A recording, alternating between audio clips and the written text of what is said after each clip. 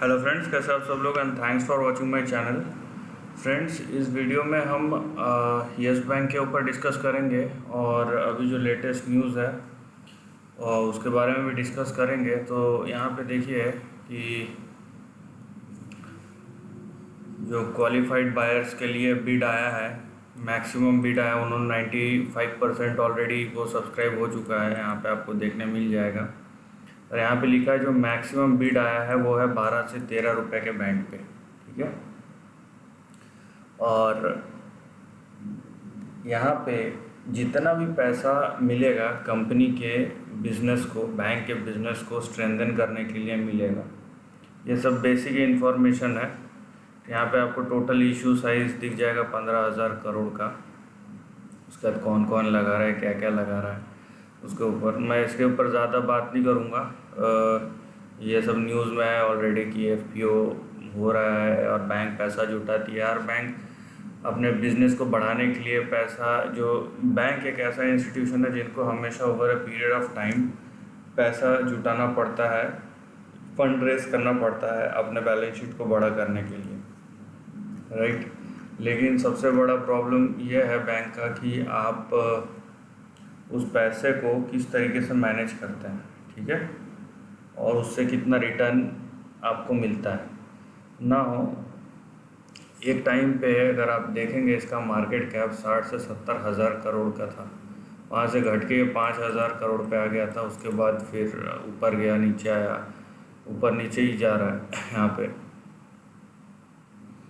Now यहाँ पे आपको जो चीज़ देखना है वो ये है, अब देख रहे हैं यहाँ पे return on equity. Return on equity maximum होना चाहिए किसी फाइनेंशियल इंस्टीट्यूशन के लिए, जितना ज़्यादा उतना अच्छा। लेकिन हमको जो चीज़ दिखा है वो है गिरता हुआ ट्रेंड। अब मैं ये नहीं बोल रहा हूँ कि यहाँ पे ये ऊपर नहीं जाएगा, जा सकता है, जाएगा भी, लेकिन कब जाएगा वो हमको नहीं पता। फ़िलहाल वो ट्रेंड नहीं है। फिर यहाँ पे प्रमोटर देख लीजिए, प्रमोटर अभी लगभग चल ही गया है नहीं कोई प्रमोटर। बाकी जितना भी आप FIIs की तरफ से भी आप देखेंगे कि पूरा का पूरा यहाँ पे सेल ऑफ हो चुका है, ठीक है। DIIs में जो भी है अभी प्रमोटर, बड़ा स्टेक होल्डर यहाँ पे SBI है और बाकी कुछ बैंक्स ने लिया है, जैसे एक्सिस हो गया, बंधन, फेडरल, ICICI, इन्होंने लिया है। यहाँ पे जितनी भी चीज़ें हुए हैं ना वो सेविंग मैकेनिज्म के अंदर आता है, ठीक है, कि एक बैंक को सेव किया गया, राइट। अभी आपने कुछ दिन पहले न्यूज़ देखा होगा कि बैंक ने बोला है कि भाई RBI ने जहाँ पे बोला है कि अगर बैंक जब नीचे जा रहा है तो तब कुछ नहीं बोल सकते, क्योंकि जब ऊपर जा रहा था तब भी यहाँ पे अब बोलेंगे कि शेयर होल्डर ने फ़ायदा उठाया। तो जब नीचे जा रहा है तो उस टाइम पे कंप्लेन नहीं करना चाहिए। आई डोंट नो कि ये कितना सही है कितना गलत है इस टाइप के comments, but these have an impact, okay, this kind of things does have an impact. now यहाँ पे पैसा जुटा रहा है वो अच्छी बात है, लेकिन मेरा या किस जो इंसान को देखना चाहिए यहाँ पे फंडामेंटल्स में, एक तो है आप रिटर्न कितना जनरेट कर रहे हैं, दूसरा है कि आप यहाँ पे, मैं क्वार्टरली पे जाऊँगा, ये देखिए क्वार्टरली स्टेटमेंट्स है। सो इसमें आप जब EPS देखेंगे, ठीक है, आप जब EPS देखेंगे तो आप देखिए कि इसका नेचर बहुत फ्लक्चुएटिंग है, माइनस प्लस माइनस माइनस पे फिर से प्लस। सो EPS इस तरीके का नहीं होना चाहिए। यहाँ पे भी आप देखिए, अगर ये ईयरली आप EPS देखते हैं तो ये तो 7, 6 यहाँ पे 18 तक गया था 2018 में, उसके बाद फिर ये कम होते होते -69 पे चले गया। नाउ देखिए, आप ये अगर सोच रहे हैं कि इंस्टीट्यूशन ने खरीद लिया तो अब शेयर प्राइस बढ़ेगा, that is the wrong way to interpret, ठीक है। इंस्टीट्यूशन दूसरे तरीके से, वो प्रॉफिट के हिस्सेदार हैं। अगर इंस्टीट्यूशन बड़ा स्टेक खरीदते हैं तो वो प्रॉफिट के हिस्सेदार होंगे, ठीक है, माइनॉरिटी स्टेक होल्डर होंगे या मेजॉरिटी स्टेक होल्डर होंगे, तो वो प्रॉफिट शेयर करेंगे। शेयर प्राइस तो है जो है वो है। सो यहाँ पे आप अगर शेयर खरीद रहे हैं तो आपको क्या मिलेगा, आपको तभी कुछ मिलेगा जब शेयर प्राइस ऊपर जाएगा। ना देखिए, यहाँ पे सबको पता है कि बैंक को कैपिटल चाहिए, इसमें कोई नई बात नहीं है। अगर मैं इसका थोड़ा सा शॉर्ट टर्म में देखूँ, देखिए जब ये बात हुआ था कि एसबीआई खरीदेगा भी, उस टाइम से ये 5 रुपये से यहाँ से 80-90 रुपीज़ तक गया था। सो एटलीस्ट ये होल्ड करना चाहिए था। जब होने के बाद ये होल्ड करना चाहिए था, प्राइस होल्ड क्यों नहीं किया? ठीक है, अभी तो पूरा चेंज हो गया है अभी मैंने, और एसबीआई के लिए इसको फिर से खड़ा करना कोई बड़ी बात नहीं। जितना बड़ा एसबीआई बैंक है, उसका बैलेंस शीट है, उसके लिए येस बैंक को खड़ा करना कोई बड़ी बात नहीं है। फिर भी आप देखिए शेयर प्राइस नीचे जा रहा है, कोई तो रीज़न होगा कि नीचे जा रहा है, राइट।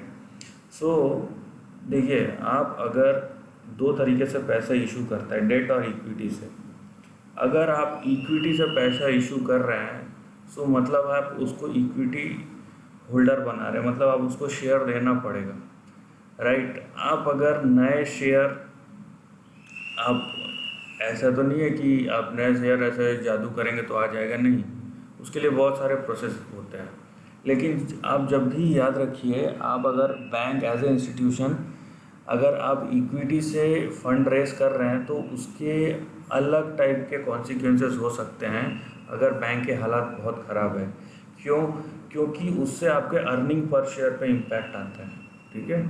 नंबर ऑफ़ शेयर्स अगर बढ़ गए, आप पैसा तो उठा लिए, लेकिन जो नंबर ऑफ़ शेयर बढ़े हैं उसको वो अर्निंग को मैच कर पाता है या नहीं कर पाता है, ये यहाँ पे सबसे बड़ी बात है। और अगर वहाँ पे प्रॉब्लम दिखता है इन्वेस्टर्स को, तो वो अपना हाथ खींच लेंगे।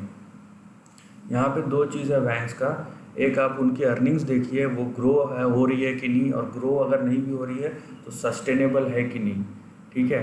दूसरा ये है कि उनका रिटर्न ऑन इक्विटी क्या है और कितना स्टेबल है, 15% कम से कम होना चाहिए। सो दोनों पैरामीटर पर बैंक फ़िलहाल तो कहीं नहीं खड़ा है, ठीक है, आसपास भी नहीं खड़ा है। यहाँ पे देखिए, अब शेयर प्राइस के ऊपर हम बात करते हैं। मैं इस पे बहुत सारे वीडियोस बना चुका हूँ ऑलरेडी, आप चाहे तो उसको देख सकते हैं।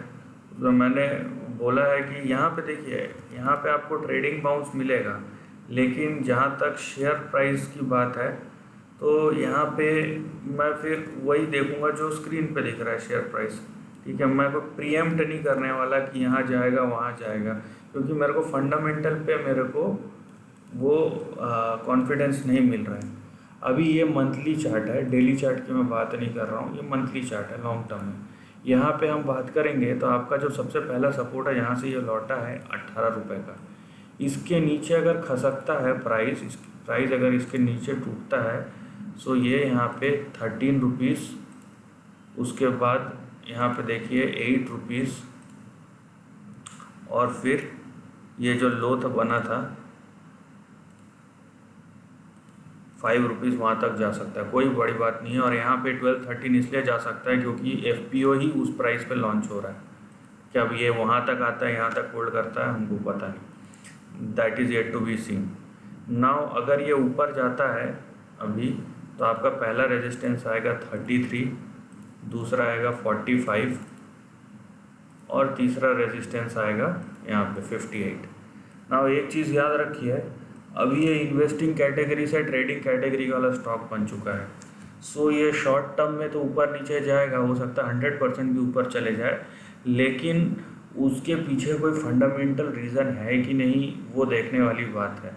तो यहाँ पे कोई भी इंडिविजुअल इंडिपेंडेंट इन्वेस्टर या बड़ा FII तभी आएगा फ्रेश पैसा लगाने एज ए इन्वेस्टर। यहाँ पे मैं एंकर इन्वेस्टर की बात नहीं कर रहा हूँ, जहाँ पे इक्विटी ले रहा है और फंड इन्फ्यूज़ कर रहा है, मैं उसकी बात नहीं कर रहा हूँ, ठीक है। ओपन मार्केट से तभी खरीदेगा जब उसको अर्निंग्स में वो कॉन्फिडेंस दिखेगा। अदरवाइज़ यहाँ पे जो चीज़ आप देख रहे हैं वो ट्रेडिंग मूवमेंट देख रहे हैं और न्यूज़ फ्लो से होने वाले मूवमेंट देख रहे हैं, नथिंग एल्स। तो ये चीज़ आप ध्यान रखिए, और बाकी जो भी डिसीजन लीजिएगा पहले सोचिएगा, उसके बाद डिसीजन लीजिएगा। डिसीजन लेने के बाद सोचने का कोई मतलब नहीं। So this is the end of the video दोस्तों। वीडियो पसंद आए तो लाइक और शेयर कीजिए, थॉट्स कमेंट सेक्शन में लिख के बताइए, और ऐसे ही नए कंटेंट के लिए चैनल को प्लीज़ सब्सक्राइब कीजिए। Lastly, take care of your family and friends.